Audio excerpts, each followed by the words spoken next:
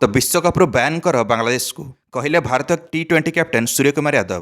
Captain Suryakumar Yadav निवेदन करचंती ICC chairman Jay Shah को जे बांग्लादेश दल को खेलिबा को दियो नाही T20 विश्वकप सेटे भारत माटी।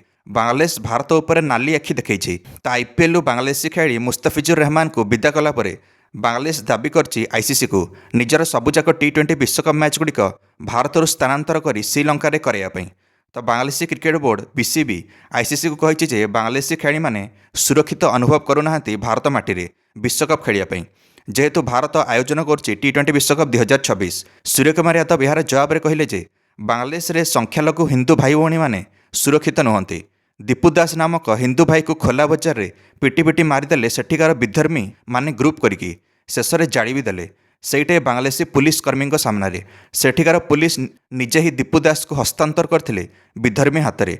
दीपू दास केवल चित्कार करथिले निजर जीवन रक्षापी किंतु बांग्लादेशी पुलिस यह देखि मध्य चुप थिले। एइठु जना पड़ुछि बांग्लादेश रे सुरक्षा व्यवस्था केमती अछि। तो भारत उपर आंगुली उठाया पूर्व बांग्लादेश को निज रक्ताक्त हाथ में नजर पकाया दरकार जे से केमिति अछि। तो दीपू दास को मृत्यु पर बांग्लादेशी खेली माने निज मुहर गोटे शब्द ही बाहर करनथिले ता उपर उल्टा बांग्लादेश गोटे फुटबॉल स्टेडियम रे भारत विरोधी नारा लगैथिले बांग्लादेशी दर्शक। एते अपमान पर भी बांग्लादेश सहित भारत खेलिया उचित नुहे से T20 विश्वकप हो कि कौन से भी बायलेटरल सीरीज हो कहले कैप्टेन सूर्या। सूर्या कहले बांग्लादेश क्रिकेट उपर प्रतिबंधक लगा जाऊ T20 विश्वकप 2026 रु यह आईसीसी को मुझे निवेदन करुच्ची।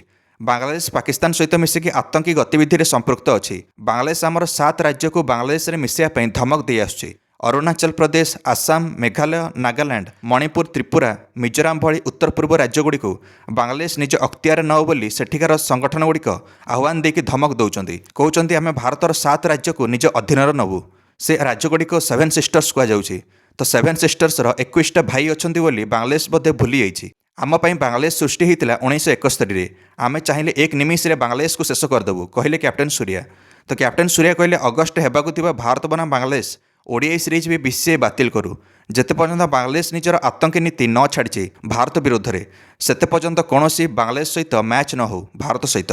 तो बॉयकट बांग्लादेश कहले सूर्यकुमार यादव। सूर्यकुमार यादव कहले मु निवेदन कर गृहमंत्री अमित शाह को यथाशीघ्र बेआईन रूप में रहुवा बांग्लादेशी रोहिंग्या को भारत माटी विदा करंतु और एसआईआर आईन कड़ाकड़ी लागू हो सबु राज्य में जहाँफल बांग्लादेशी रोहिंग्या चिन्हट ही विदा हुंतु भारत माटी ता सहित सब प्रकार साहाय्य बंद हो बांग्लादेश को भारत द्वारा नहले आगक T20 विश्वकप समय एमाने सबू पाकिस्तान सहित मिसिकी आतंकी हमला करने को पछेबे नहीं।